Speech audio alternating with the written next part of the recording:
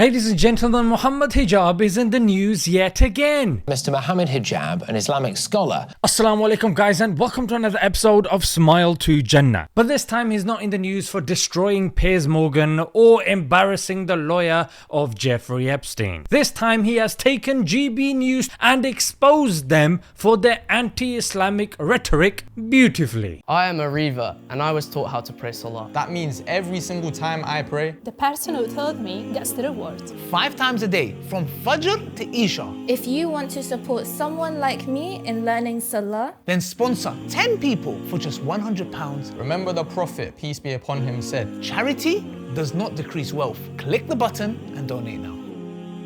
So we know GB News loves to peddle disinformation and dangerous lies since its inception. One such filthy way they did it was taking a clip of Mohammed Hijab and then claiming that the Quran allowed with 5-year-olds. Hijab took them to court and forced them to retract. They retracted on their website, they retracted on their Twitter, and they had to apologize at the end of their show. In accordance with our editorial charter, we would like to take this opportunity to correct the record. Now let's break down the lie and the nature of the exposure. So here's the post on their Twitter page. On Patrick Christie's Tonight, on 8th of April 2024, we broadcast a video which appeared to suggest that Mr. Mohammed Hijab, oh, look at the respect being given now, it's Mr.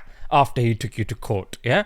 An Islamic scholar, yes indeed he is, because he's graduated from Azhar in Egypt, believed the Quran justified sexual intercourse with 5-year-olds. Look at the disgusting lie. You know, as Muslims, we read the Quran regularly. If intercourse with 5-year-olds was something that was permitted, you'd see Muslims doing that flipping everywhere. However, we come to know that the most progressive country in the world, the United States of America, the leader of the free world. Yeah, let's look at this headline. Child marriage is a problem in the US that needs urgent action. Why on earth is this the case? Well, let's look at the second headline. Only 12 out of 50 states have a ban on this harmful practice, which means 38 states allow it. Now, America is a majority Christian country. And yes, there are verses in the Bible that allude to it being okay for you to have intercourse with children, like Numbers 31:18. Not to mention that if you see commentators of the Old Testament like Rashi, they even believe that Isaac was married to 3-year-old Rebecca. So it seems that every accusation is a confession, even for these individuals as well. The edited clip was obtained from social media. I'm sorry, are you social media commentators, or are you supposed to be credible, funded, overseen journalists? We now recognize that Mr. Hijab went on to explain how other Islamic texts prohibit such conduct. In other words, the Quran doesn't say that. And number 2, he's actually talking about texts that are prohibiting it Islamically. In accordance with our editorial charter, we would like to take this opportunity to correct the record. We've got another hour in which to do it, isn't it? However, before we go... Look at the change of his body language. He's there, he's chilled, his blazer's open, everything. Look at him, his arms on the sofa, you know, casually. He's got a few people around him as well. To do it, isn't it? However, before we go, I just wanted... Before we go, Bean. To do it, isn't it?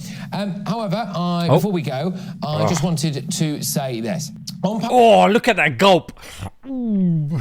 Just look at the heaviness of that gulp. The guy is afraid. He's embarrassed. He's sitting there with his friends. He's been giving it all that for the last couple of hours, and now suddenly this has been dropped onto him. Look, chilling, relaxed, and now he has to get correct. yeah, you better get correct. On Patrick Christie's night, on the 8th of April 2024, we broadcast a video which appeared to suggest that Mr. Mohammed Hijab, an Islamic scholar, believed the Quran justified sexual intercourse with 5-year-olds. The edited clip was obtained from social media, and it gave a... Social media! Yes, social media. That's your journalistic standard. Taking an edited clip from social media, Patrick. No wonder you're gulping. No wonder you're fixing your blazer. Mate, fix your blazer as much as you want, but it's not going to cover that embarrassment that lies beneath it. False impression. We now recognise that Mr. Hijab went on to explain how other Islamic texts prohibit such conduct. In accordance with our editorial charter, we would like to take this opportunity to correct the record. Naughty, naughty. There we go.